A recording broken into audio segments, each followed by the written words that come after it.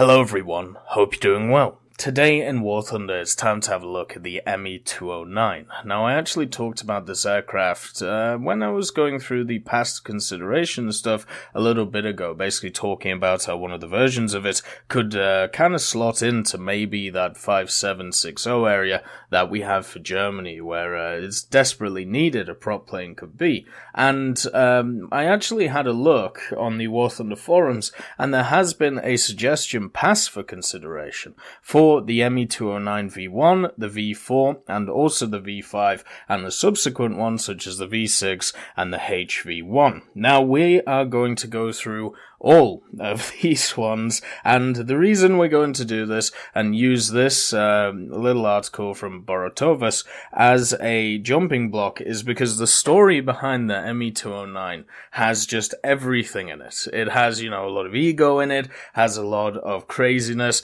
has a lot of just ridiculousness, and overall, it's just a fun little story to go through. So that's what we're going to do today. We're going to go through the history of the ME-209, all of its versions, and whether, it could come to War Thunder. I feel like the V4 version is probably the one that could get here, which isn't, the super, one which I would like to see. Then again, maybe we'll see some other ones as well. So, where do we start our story with the ME-209? Well, we have to start in the spring or early summer of 1939.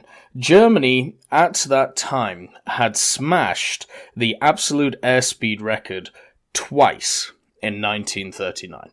And even before that, it had smashed it as well. So we first of all had the Bf-109 smashing it, then we had the HE-100 smashing it, then the ME-209 smashed it. And the ME-209 actually kept it for 30 years, the absolute airspeed record for propellers, and I'm guessing that's just because nobody else was really trying. At least that's the way that it is portrayed. So the German Ministry of Propaganda in 1939, because of this, had a field day. They really liked the fact that you had a nation which was just covered in all of these records, and the only people beating them were the nation itself. So therefore, they liked the idea of trying to egg on the rivalry between two guys or two factions of either side, trying to win this, war of speed. So, as I said, the Bf-109 first broke it, then the HE-100 later broke it, and then just a few weeks, I believe 4 weeks after that, the ME-209 breaks it. So you can see that there was a lot of stuff going for. Now, who are these two gentlemen? Who are these two companies I'm talking about? Well, the first one is, of course, our main man, Willy Messerschmitt, showed here on the left, next to our favourite fat controller. The other person of interest at this point is Ernst Heinkel, who, of course, is a short little man with some wonderful glasses, obviously the main head of Heinkel, who created stuff like the HE-111, the HE-112, and also the HE-100.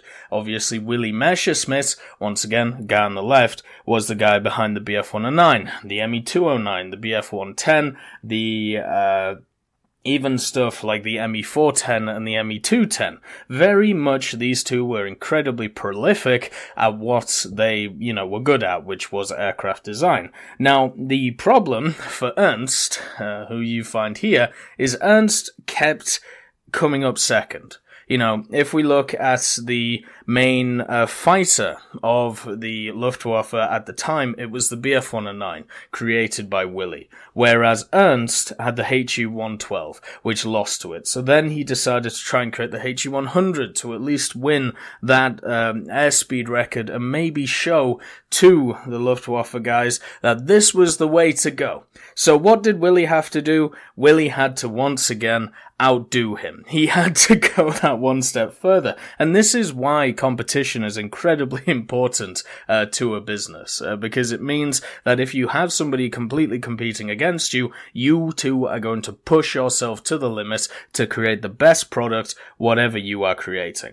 Anyway, So, because Willy Messerschmitt had already secured the main contract for the main fighter for the Luftwaffe at the time, the Bf-109, that had already been decided, done deal, signed papers, there was another challenge on both of these guys' radar, and that was the absolute speed record, as we talked about before. So the shift from Willy and also Ernst went from creating a fighter, but instead creating something that was just about speed. And what we got from that is the fact that Heinkel and Messerschmitt and their uncompromising ambition that they shared push forward with two singular ideas to try and beat each other at, who would basically go the fastest. So, this was all cleared by the Air Ministry. It was cleared by the Air Ministry at the time, and because the Air Ministry showed a little bit of favoritism to Messerschmitt because of the fact that they were using the Bf-109 and wanting them to kind of push this idea forward, these challenges, so they could use it as propaganda to basically say to the rest of the world, look at us, we don't just have an amazing fighter, we also have the absolute air speed record as well. It's great propaganda for a totalitarian or authoritarian nation, because you can basically protrude to the world, hey, we are better than you. So Heinkel, what he did is he took his pre-existing HE-100 idea and he adapted it from the fighter stance in an attempt to beat the absolute airspeed record, whereas Messerschmitt, the contender that he created, was designed from the outset to be a sole plane which all it would do is built for complete speed. So high speed flying. And this is where the ME-209 came out. So they picked the Daimler-Benz DB601 engine and obviously a pilot. Everything else was built with the idea that we are just going to make this thing a bullet through the air. Which is why, when you look at it, it is very much not really slim, but look where the pilot is, look where the engine is, look how big the engine is, and look how thin everything else is. This is literally designed to cut straight through the air and with as much power as possible from that DB601 engine. So, the RLM gave them a contract in 1937, and there was a contract given to design, developed 3 prototypes of this idea.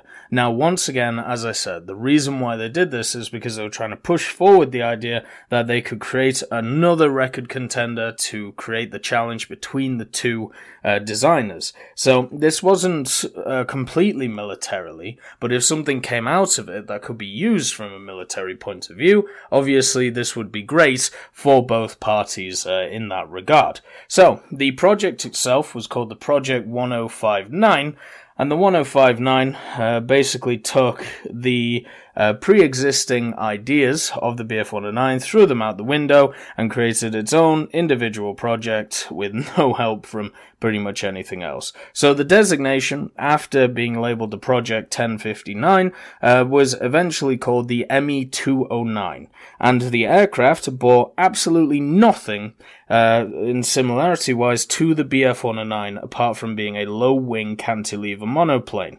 It was a lot smaller than the fighter. The wingspan was only 25 foot 7 inches and an overall length of only 23 foot 9.5 inches. The ME-209 also had a gross wing area of only 114 square foot, and the weight was only 5,545 pounds, which is incredibly light, even at 1937 standards for a monoplane. It also had all metal stress skin, flush riveted construction. It also had a hydraulically operated main undercarriage members and a fixed tail skid attached to the base of the ventral fin, which you can actually see right here.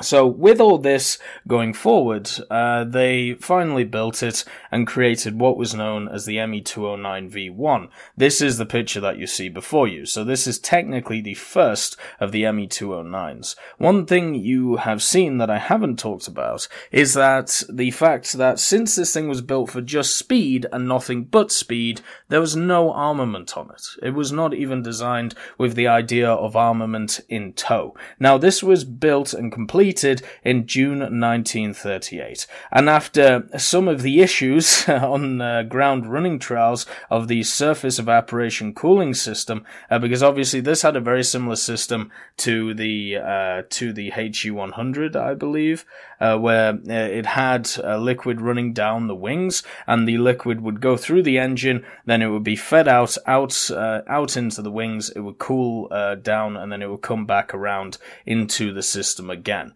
This was the same way that the HE-100 was designed, and there was issues with it because it didn't really efficiently cool the actual liquid to make sure that the engine was kept cold all the time. So on the 1st of August 1938, Hermann Verster, who 9 months earlier was the guy who actually raised the world land plane speed record to 379.38 miles per hour in the Bf-109 V13, he took an initial flight with only sufficient fuel and coolant water for 15 minutes to test out this new ME-209. So at this point, we're talking 1st of August 1938. So, the takeoff weight was only 4,497 pounds, so even lighter than the gross weight of before.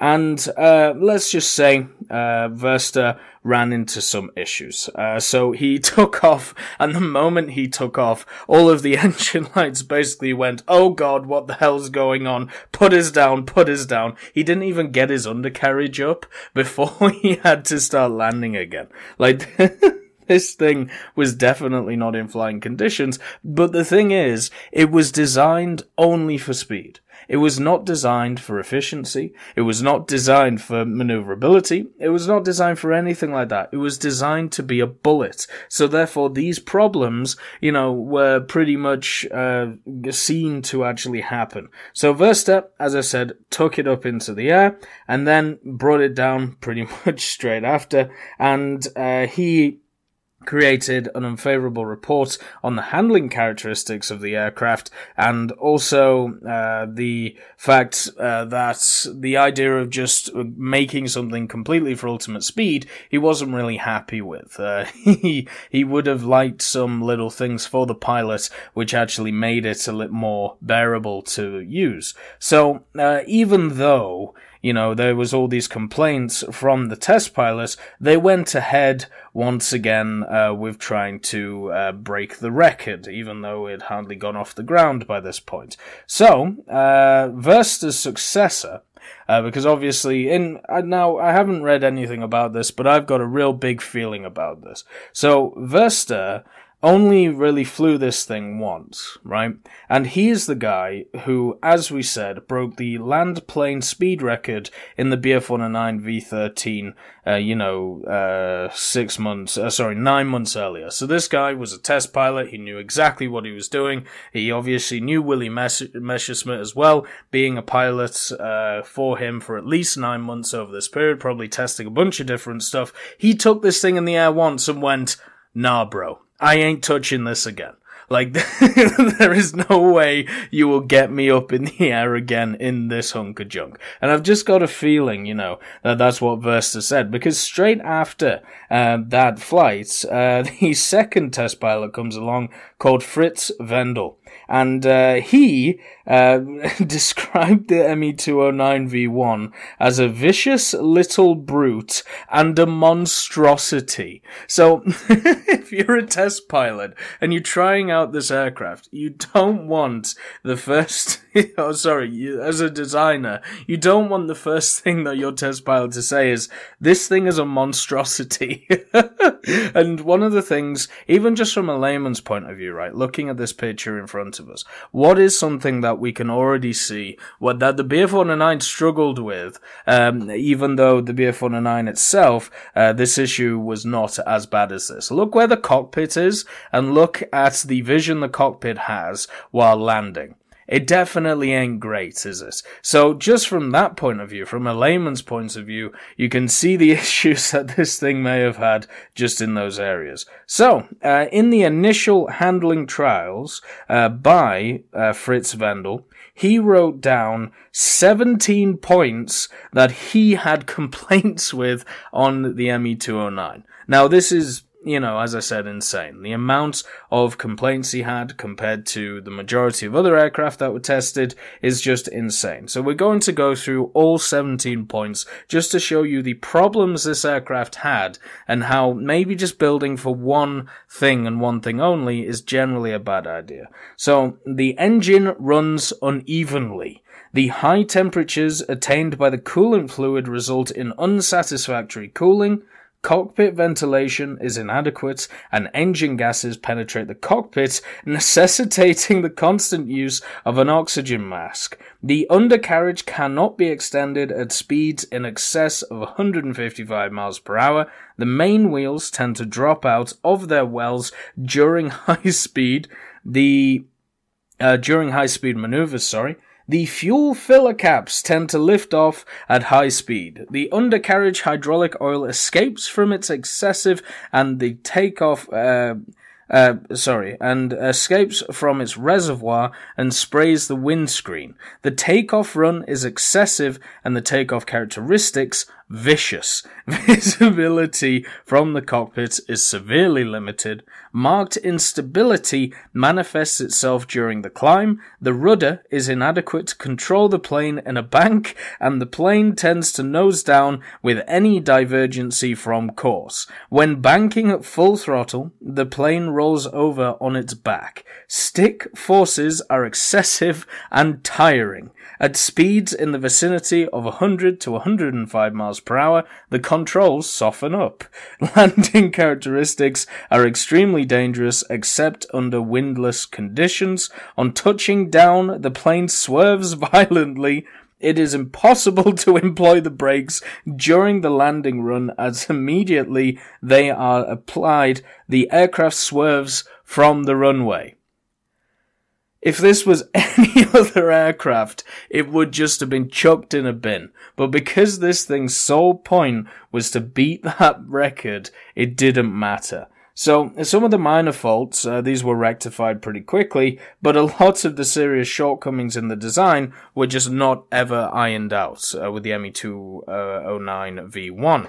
And on the 8th of February 1939, the second prototype, the ME-209 V2, made its first flight with Verster at the controls. 2 months later, on the 4th of April 1939, the ME-209 V2 was being flown by Wendel, and who was to undertake the record attempt in the third prototype, and during his approach to the Augustburg Haunstetten over the Siebentischwald, the oil cooling system suddenly failed. And because it suddenly failed, the engine immediately cuts, right?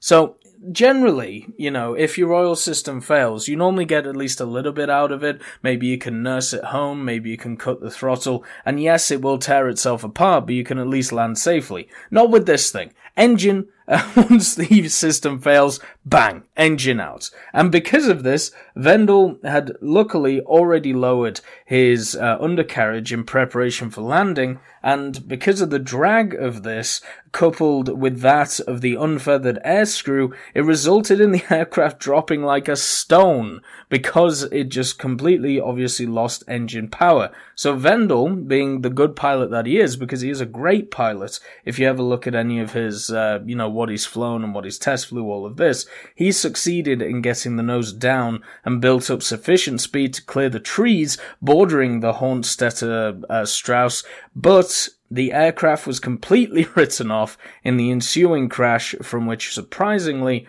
Vendel emerged with only superficial injuries. So Vendel at this point is already annoyed, along with Verster, who are just like, what the hell is going on with this plane? And then the plane tries to kill him, and he comes out like a Superman. And we're talking about the V2 at this point. The only difference between the V1 and the V2 is some of the engineering things were fixed. So the plane that you see in front of you is very similar to what, the V2 would be. But this was all at the point where the V3, which was supposed to be coming along, which once again was the same aircraft, or at least very similar, we'll get into it, would come along with a few minor adjustments. But the V2, the whole cooling system failed, or the oil cooling system failed, and tried to kill the pilot, which is just never a great sign. So, 5 days earlier than this, Messerschmitt, once again, lad on the left right here, look at that wonderful waistcoat.